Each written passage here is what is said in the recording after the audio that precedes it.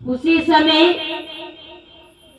वो पनिहारिन जिस समय आनंद को देखती है अपने मन में सोचने लगी, ये तपसी कितना भोला भाला है और ये तपसी देखने में कितना सुंदर लगता है। आज उसी समय वो पनिहारिन बाग में खड़ी हुई थी, अपना घड़ा हाथ में पकड़ करके।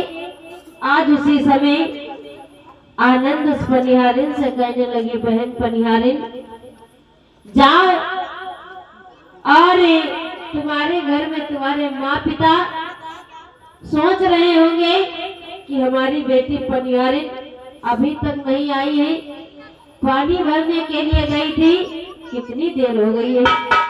आज जिस समय वो नाराज होकर के पनिहारिन चली जाती है बाग से और जाकर के वो कोट भवन में चुपचाप लेट जाती है, तो उसी समय उनकी माँ गई और जैसे ही अपनी बेटी को देखा कोट भवन में, तो मैया मतंगी अपनी बेटी के पास में पहुंची तो पुकारने लगी, कहने लगी प्राकृतिक। कई बार उन्होंने आवाज लगाई तो मैया मतंगी की बेटी कुछ जवाब नहीं देती है, क्योंकि उन्होंने आनंद को देखा था तो उनके मन में तो कुछ और ही विचार चल रही। तो उसी समय मैया मतंगी अपनी बेटी को जिस समय बुलाती है और जैसे ही अपनी बेटी से कहने लगी, सुनो बेटी प्राकृतिक, उठो, तुम्हारे लिए मैंने बहुत अच्छे अच्छे भोजन बना करके रखे, चलो तुम भोजन करो। और क्या हुआ तुम अपनी माँ को पहले बताओ। तो उसी समय मैया मतंगी की बेटी कहने लगी, अपनी माँ से कहने लगी, सुनो माँ,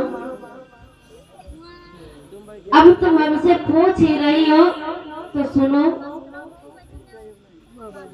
हम जिस समय अपने घर से पानी भरने के लिए गई थी कुआं पे, और तो उस समय मैंने एक तपसी को देखा है।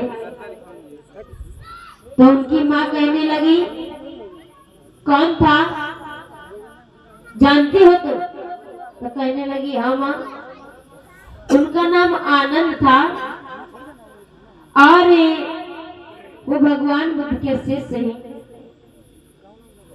तो हमारा मन नहीं लग रहा है, एक दिन उनको अपने घर में बुलाओ।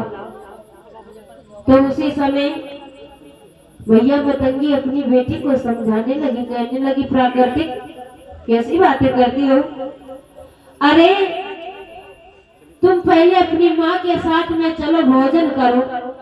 तो आज उसी समय